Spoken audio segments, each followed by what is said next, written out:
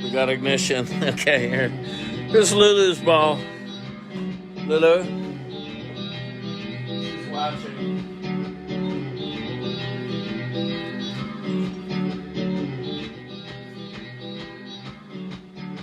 Well, whoops. Hello. Hello, friends. Well, it's Gary Lucas here on Tuesday, January 18th. Caroline is frenzying out over there in her workspace. She loves this piece. Yes, I'm revisiting an oldie but goodie from the summer, which is known as Unforgiven. It's got a little more vibe in there.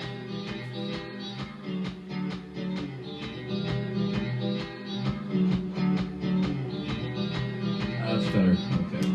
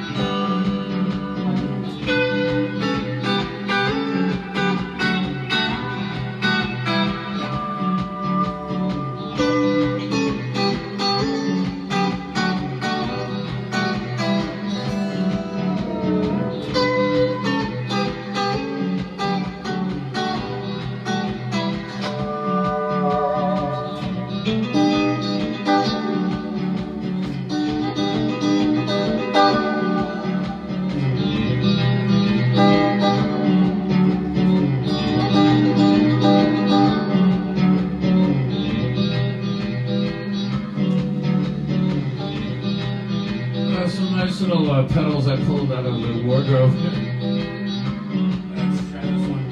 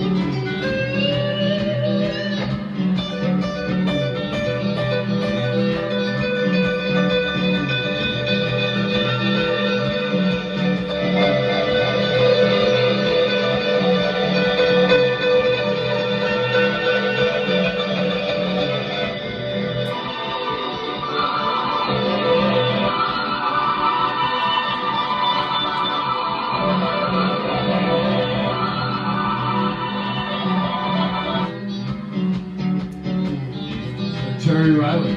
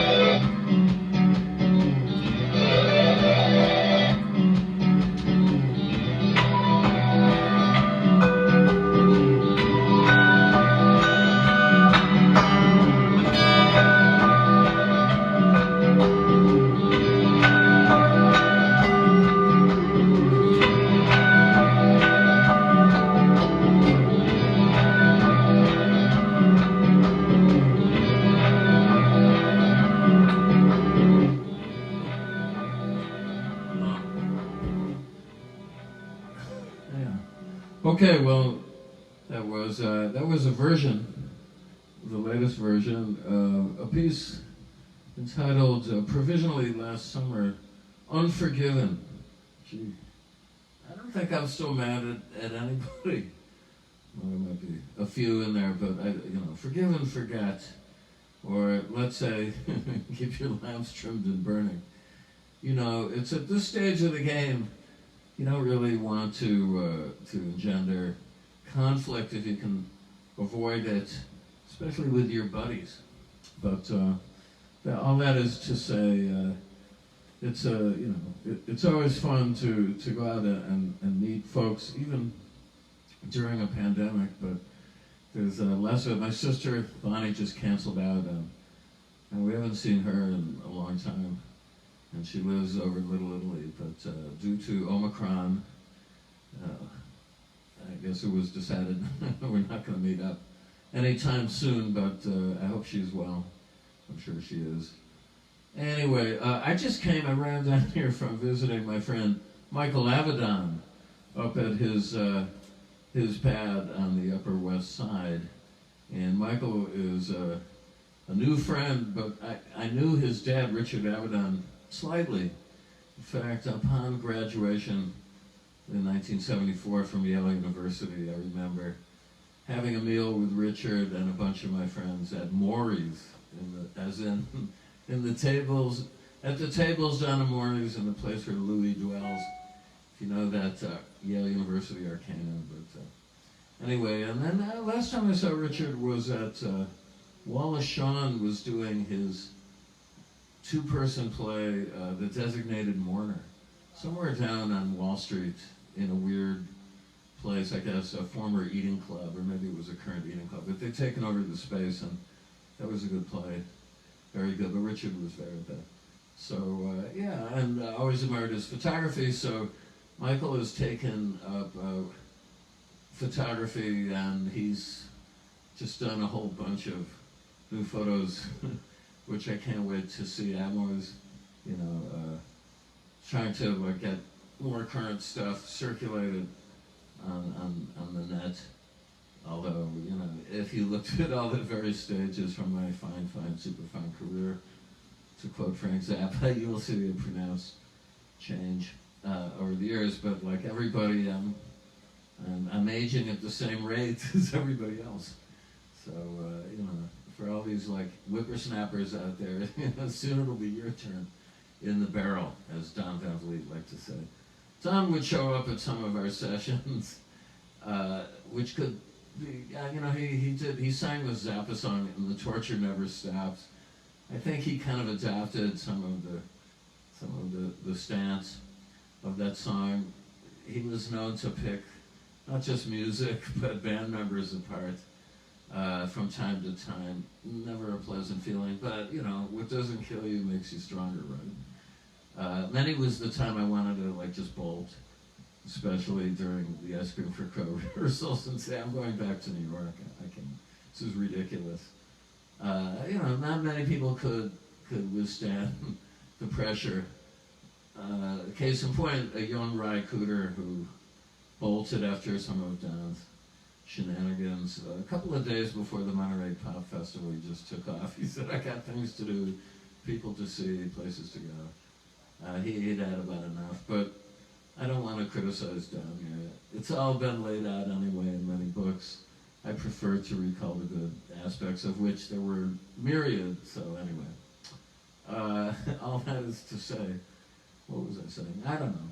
I have a whole bunch of new pedals I just took out of mothballs here, but I never really had used them all that much.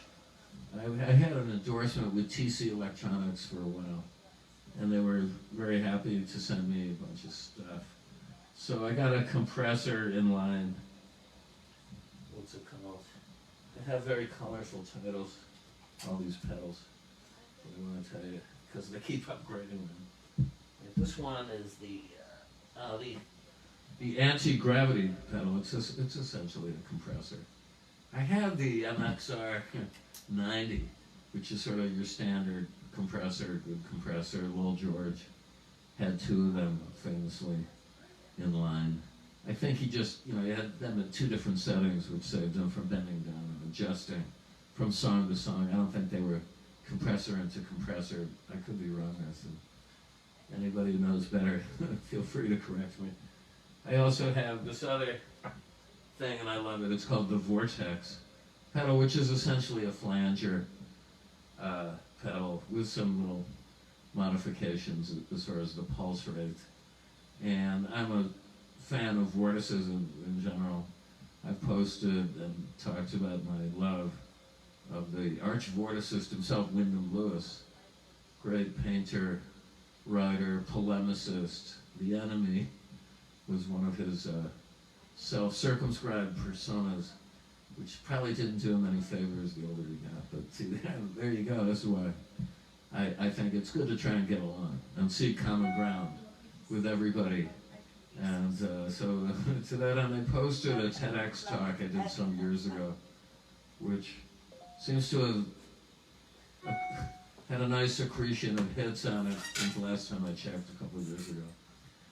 And in there I was just trying to show a commonality of blues music all over the world. Because in my playing and research investigations into different forms of music, including Chinese pop music, Celtic music, African music, of course, I see that there are blues roots in all these musics. Basically, bent notes would be the key into this thinking. Any kind of sliding tonality where a fundamental note is modified, bent, or mutated slightly. That's where the blues lives, in those interstices between the white keys and the black keys on a piano. And anyway, when my first encounter with hearing blues at a tender age, vis-a-vis, I guess I took guitar lessons for a few months. The guy's name was Mr. Christensen. Anyway, he played a couple of fast passages and runs and bent those notes, and what can I say, but it sent me. Music can do that, so I love music as the primary art form. Some people would posit cinema. Cinema's great, and I'm an avid film buff. But music, I think, is as Frank Zappa said, music is the best. I still will subscribe to that notion. Anyway, so I shivered when I first heard him bend these notes and really wanted to do it, but I didn't have an adequate guitar to pull it off, literally.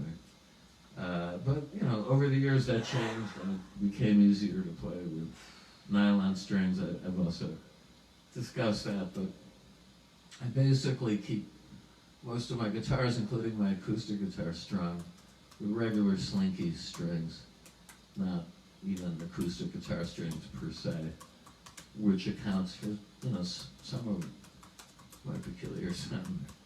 And as far as pedals go, I'm using a Dofix Luceria luxury, the time for luxury pedal.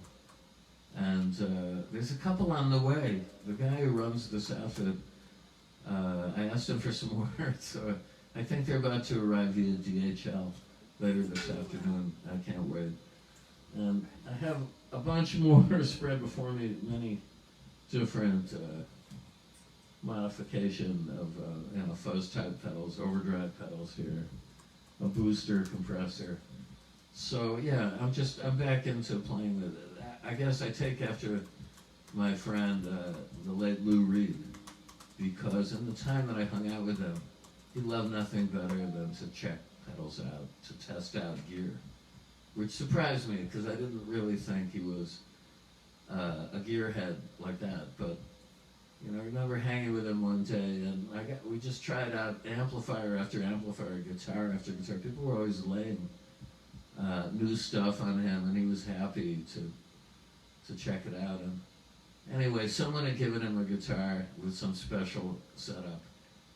And just tell you, he said to me, "You downtown boys would really appreciate this, Gary. Check this out. It's got this floating whammy bar, and this switch is the mid-range cut."